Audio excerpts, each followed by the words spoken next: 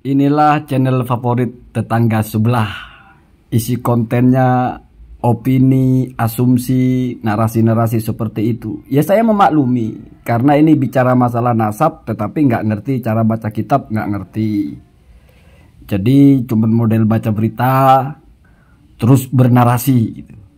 Padahal kalau kita tahu, Habib Lutfi itu dinonaktifkan karena terlibat di dalam paslon tertentu sebagai tenaga aktif, yaitu sebagai tim ses. Bukan hanya beliau, Gubernur Jawa Timur, Ibu Khofifah, kemudian juga adiknya Kiai Said Agil Siroj, ada 63 orang. Artinya apa sih hubungannya ini dengan masalah Ba'alawi? Coba periksa di Suriah PBNU itu, banyak Habib selain Habib Lutfi. Tetapi channel seperti ini laris sekali. Saya menjadi berpikir jangan-jangan penggemar tesis ini memang orang-orang yang nggak ngerti yang dibicarakan. Sehingga hal-hal seperti ini menjadi menarik. Sama dengan orang yang tidak ada lagi yang bisa dimakan. Sehingga nasi yang sudah agak basi pun enak dimakannya gitu. Karena nggak ada lagi. Itu kenyataannya Pak. Anda banding-bandingkan saja. Channel-channel seperti ini isinya apa sih? Pernah bicara ilmu apa enggak gitu. Selama bikin konten itu ada yang berisi ilmu apa enggak? Apa cuma framing-framing aja? Udah gitu framingnya murahan lagi, nggak masuk akal gitu. Sama dengan channel yang satu lagi itu, yang Gus Fuad itu. Karena ketua PBNU bilang bercerita tentang nasab wayang, lalu Ba'alawi nasabnya nasab wayang. Padahal ketua PBNU sudah menegaskan kita mengikuti Ashabatul A'dham, mereka tersambung ke Rasulullah. Rois Amnya juga mengatakan Ubaidillah itu putra Ahmad, difitnah, dibilang fiktif. Itu kok masih nyeret-nyeret NU gitu loh. Ada ketua PBNU-nya itu yang membuat tulisan rasis tentang isu nasab ini. Kita masih mau dicekoki dengan narasi seolah-olah NU itu ada di pihak mereka. Seolah-olah PBNU itu mendukung mereka, mendukung tesis yang kitabnya buram satu lembar itu ya. Dikiranya semua orang itu seperti mereka berpikirnya, nggak punya telaah, nggak punya analisa, percaya begitu aja dengan tesis. Tesis juga belum diuji. Jadi marilah kawan-kawan ya, inilah yang membuat saya menjadi lemes sudah ya. Ngelihat bagaimana perkembangan nasab, justru yang ramai ya konten-konten seperti ini. Konten-konten yang apa sih kualitasnya, apa sih isinya gitu loh.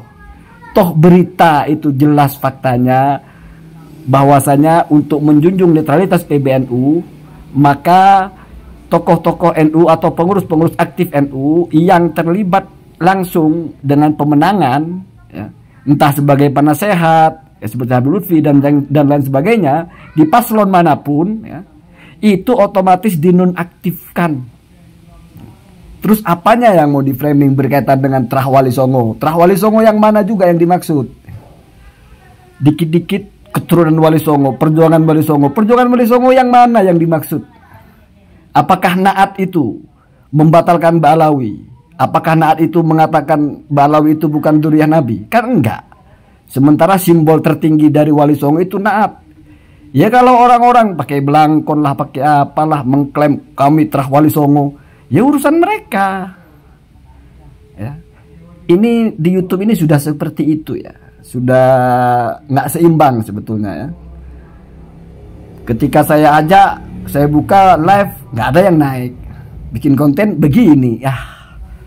Tetapi sebetulnya ini menjadi tolak ukur bagi kita gitu loh, bagi yang mau berpikir waras gitu. Masa ya kita percaya dengan orang-orang seperti ini gitu loh, yang dibicarakan juga apa, isi kontennya juga apa tidak jelas, ngomong ke sana ke sini, mengkait-kaitkan sesuatu yang nggak ada kaitannya.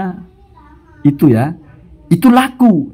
Artinya apa? Krisis di pihak mereka ini, krisis konten yang berkualitas, sehingga narasi-narasi begini pun dianggap sesuatu yang menarik. Ini yang bikin saya risih sebetulnya. Karena kalau kita berpikirnya normal gitulah, kalau orang cuma modal bisa ngomong, itu pun nggak lancar. Modal baca berita terus nebak-nebak, oh ini begini, siapa yang nggak bisa? Terus ngapain kita buang-buang kota gitu nonton konten seperti ini gitu loh. Apalagi ini bicara pula hal-hal besar ya, tentang menafikan nasab orang, tapi yang menafikan seperti ini orangnya. Masih juga ada yang percaya. Itu yang kadang membuat kita nggak habis pikir itu. Padahal sudah saya kasih petanya itu seperti apa sih. Kiai Haji Imaduddin boleh jadi orang alim, tetapi tidak mungkin yang paling alim, tidak mungkin lebih alim dari ulama-ulama nasab yang memang menekuni nasab. Itu logika sederhana. Perkara kamu lebih tertarik kepada satu orang ini melawan 1000 orang, urusan kamu. Tetapi kok ya lucu, nggak ngerti warna tapi ngegas, sok membedakan mana yang hitam mana yang putih, padahal buta warna. Itu persoalannya. Dan indikatornya, kalian buta warna, indikatornya yaitu konten-konten yang begini. Ada satu lagi itu yang baca tulisan aja terus sok-sok membumbui, nggak bisa baca kitab, padahal yang dibicarakan nasab itu ada di kitab.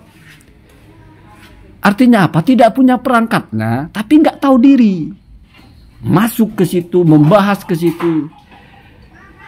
Inilah kenyataannya ya. Nah, ini roasting ya. Jadi biar kalian paham keadaannya seperti itu. Orang-orang dengan konten-konten seperti ini mungkin nggak hanya satu, muncul. Ada orang entah apa pengetahuan yang nggak jelas, nulis Arab, baca Arab aja nggak lancar, bicara banyak tentang nasab. Dikiranya nasab itu harga bawang kali ya. Jadi semua orang asal punya gigi gerak bunyi dah.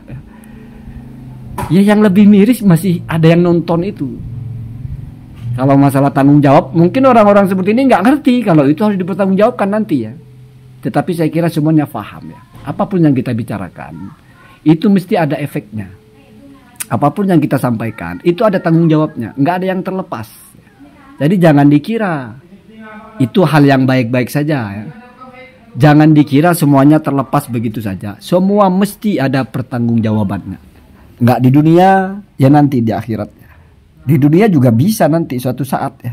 Kalau memang ternyata ada narasi-narasi bombastis ternyata fitnah, ternyata terbukti itu adalah tuduhan, siapa yang bisa selamat dari jeratan hukum kalau ada yang mempersoalkan?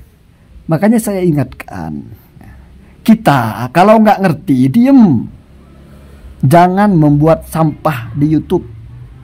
Karena apa manfaatnya? Ya kalau buat yang upload ada manfaatnya, tapi mudaratnya bagi orang-orang.